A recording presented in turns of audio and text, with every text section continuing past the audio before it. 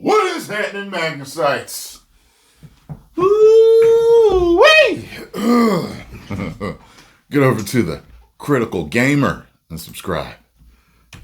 Tell them Tyrone Magnus sent you. You ready? Let's get it. Wow, it's really not a good time to be working for Ubisoft, is No, it? it is Not not. only did Star Wars Outlaws turn out to be a disastrous failure that was mocked by gamers and massively underperformed. Trying to be woke, they messed up with people's jobs. You don't know what's going to happen. They might go bankrupt. Man, that's scary, man, as a programmer.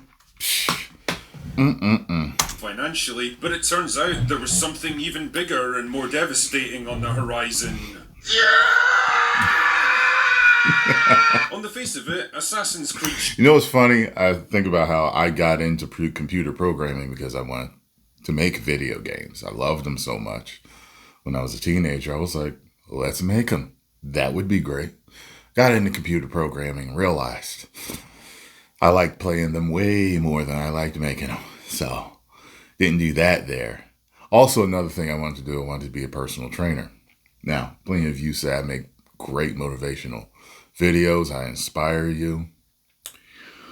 I found out after training several of my friends that the whining and the complaining irritated me too much to make a business out of personal training. So that wasn't for me either. Just made me think of that. Think of these programmers here. Shadows sounds like an easy slam dunk. An Assassin's Creed game set in feudal Japan, the land of ninjas, samurais, epic sword battles, and absolutely bitchin'. He got that from Optimus Prime. Hey, Yasuke, that animation you stole from me. Haikus. It was practically tailor-made for a stealth combat series like this. Then the trailer came out and we got our first proper look at the game's protagonists. Not a great plan. I'm no historical expert here, but I'm pretty sure that a gentleman like this would be a bit out of place in 16th century Japan, which wasn't exactly known for being a multicultural melting pot. No, they weren't. You catch my drift. They really tried Gamers were to quick keep to pick people up out. on this as well, only for Ubisoft to argue back that their main man was based on the real-life historical figure of Yasuke, a black man who came to Japan with Jesuit missionaries Interesting. before serving under Lord Odu Nobunaga. That's the first picture I've ever seen of him from, like, old stuff. I just heard of him, but, interesting. And was eventually granted the honorary rank of samurai. Okay. We won't mention the fact that he was only taken in by Nobunaga as a kind of travelling curiosity, that he never fought a single battle or duel, spoke very little Japanese, only served under the man for less than a year, and that he was given back to the Jesuit priests and disappeared from historical records after Nobunaga was killed. That sucks. But sure, I guess one fragmented and misinterpreted historical example is good enough for Ubisoft to turn him into a superhuman ninja assassin and give him his own game. Yeah. It's actually been done with several different historical things where they don't know much about it, but they've made full books and movies based on stuff that they just don't know much about, because it's the idea, the concept of it all is cool.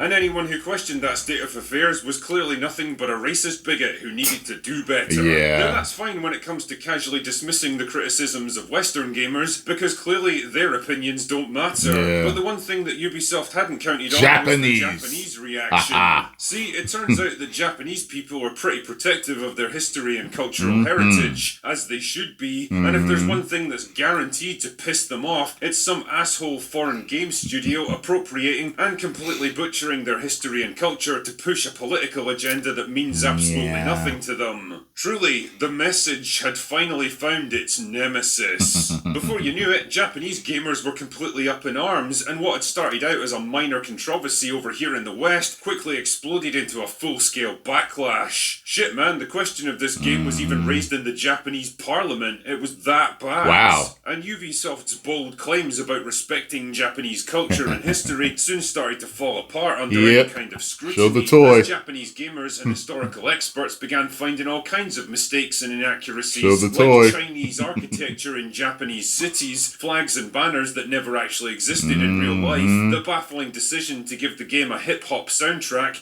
I said kill him.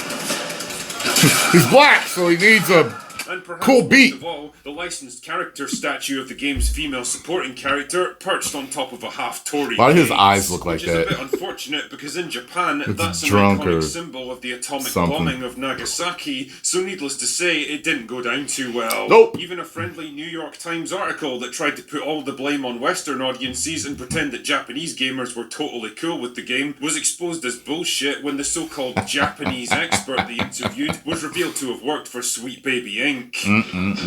Yeah! Yeah, I'm sure he provided a totally unbiased view of the situation. Keep using that, man. That's hilarious. Criticism and scrutiny directed at Ubisoft themselves, and it wasn't long before people like Legendary Drops and Endymion began to uncover some pretty damning testimonies about the workplace environment there. According to their sources, the original intention for this game was to feature a Japanese protagonist, only for Yasuke to be swapped in several years ago to reflect the cultural atmosphere in America at the time. That's the problem with trying to jump on a trend that's unique to one particular part of the world and can change just as easily as the wind shifts direction. It's very easy to get left behind and end up looking like a fucking fool. But I think the most interesting revelation has had to do with the culture at Ubisoft itself. According to their sources, it's a company that's basically ruled over by HR with an iron fist. The kind of place where putting an exclamation mark or the wrong emoji in an email is seen as aggressive and threatening. A place where the message takes priority over all other creative considerations, where criticizing other people's ideas is frowned upon, and you have to constantly walk on eggshells in case you get summoned for a disciplinary meeting for saying the wrong thing. Boy, that escalated quickly.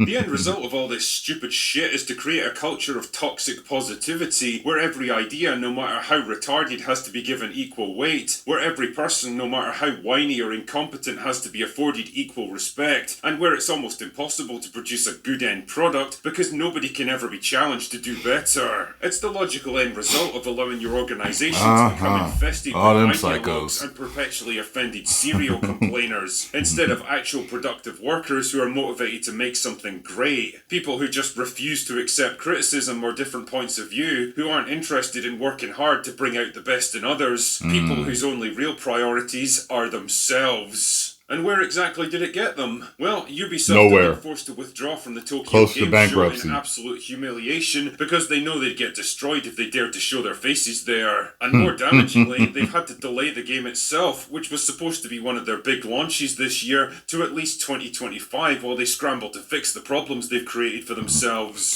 Will they actually remove Yasuke as the protagonist? Probably not, if I'm honest, because if they did, they'd have to deal with a full-scale internal revolt, and it would be seen as the ultimate victory for all the toxic gamer bros out there. The thing is, the negativity around this game has grown so huge that they'd probably be better off not releasing it at all. Once you've burned your reputation with your game's audience, it's pretty difficult to get it back without a major course correction, and I really don't think they have it in them at this point. You truly do reap what you sow, and I think 2024 is the year that Ubisoft found that out to their costs.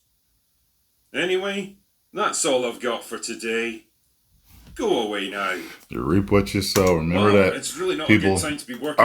People out there doing bad things, harassing people, doing stupid stuff, stealing stuff, criminal activity, all that type of stuff comes back to you eventually. And your life will just suck forever. That's just how it is. And as you can see, Ubisoft's business life is sucking. And as long as they continue to do this, it will suck until the company is gone or bought up or they change course. That's how things go. Post comments down below. Let me know what you all thought. If you enjoyed my reaction, hit the like button, subscribe, and share. Woo!